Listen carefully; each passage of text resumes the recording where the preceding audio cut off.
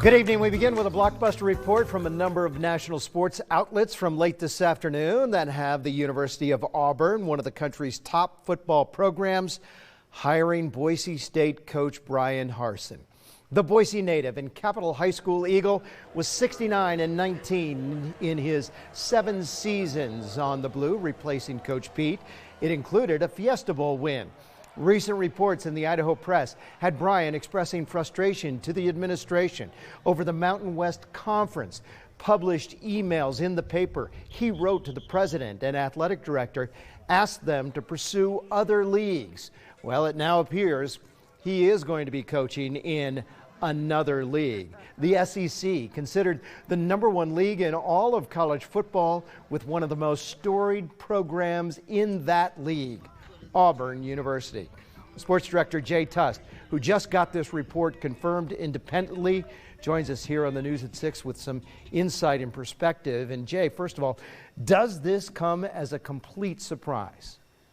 I think the timing of it comes as a bit of a surprise, Mark, and we've heard a number of names associated with that vacancy at Auburn, but none of them up until this afternoon was Bryan Harsin. But we have been able to confirm, as you mentioned, Mark, we've confirmed that Boise State head football coach Bryan Harsin is now the former head coach at his alma mater, and he's set to become the new head coach at Auburn. And one thing I will say about this, Mark, is it's going to offer a significant pay raise. You could almost say that I'd be willing to guess that Bryan's single-year value moving forward will probably almost equate to the 5-year deal that he had for Boise State. Coaching in the SEC comes with a significant pay bump, and this is exactly what's going to happen, Mark. Now, you've got some interesting perspective on the way this kind of went down today regarding airplane flights in and out of Boise. Yeah, doing a little flight tracking. There was a plane that arrived from Alabama in Boise right around 11 o'clock this morning. And then there was another private plane that left Boise just before 5 o'clock this evening, bound for Prattville, Alabama. Prattville is right outside of Auburn, about 70 miles outside of Auburn. So one could imagine that that has to be more than a coincidence. I don't know how many people are taking mid to late December flights from Boise to Alabama on a private jet. So I think you can definitely read between the lines on that one. Another thing that's interesting to add to this, Mark, is that a source says that, the players have not been in any type of direct contact with Bryan Harsin at this moment. A lot of their information they're finding out is coming secondhand. But either way, a lot of those guys right now, if you go over and look on Twitter, many of them are just scrolling down on Twitter, waiting for their feeds to populate and see if they can find out what's next for them. And what's next is a big question mark. Well, before I let you go, along those lines, what happens next? Boise State is without an athletic director. They have an interim AD. They have a fairly new president who doesn't have a lot of contacts with Division I college football. How do they go about with this coaching?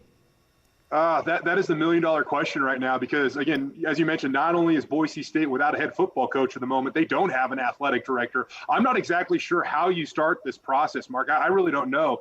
But I will say this. There are some obvious names that I believe are associated or will be tied to this vacancy immediately. One of them is Kellen Moore. The one thing I will have to ask about that is, do you leave an offensive coordinator job in the NFL to be a head coach in college football? And the biggest thing there is that means you're going to have to recruit. You're going to have to hit the trail. And that's a lot of reasons why guys like the NFL over college football in terms of coaching. Another name, Andy Avalos. He was here not long ago. He bleeds blue. Right now he's the defensive coordinator at Oregon. He's done an outstanding job in his 2 years there with the Ducks.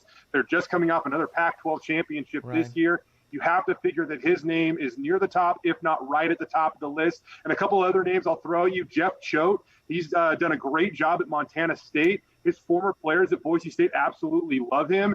And I don't know if there's too much to this one, Mark, but last time Boise State had a coaching vacancy, Dirk Cutter's name popped up. Right. He's obviously got a really attractive resume. I just don't know if this is the right fit for him at this point in time in his coaching career. But those are some names that just initially I want to throw at you and names that we're going to be keeping track of as Boise State tries to fill their head coaching vacancy for the first time in 7 years. Pete Kwiatkowski might as well throw all of the tree branches from the Coach Pete tree in there.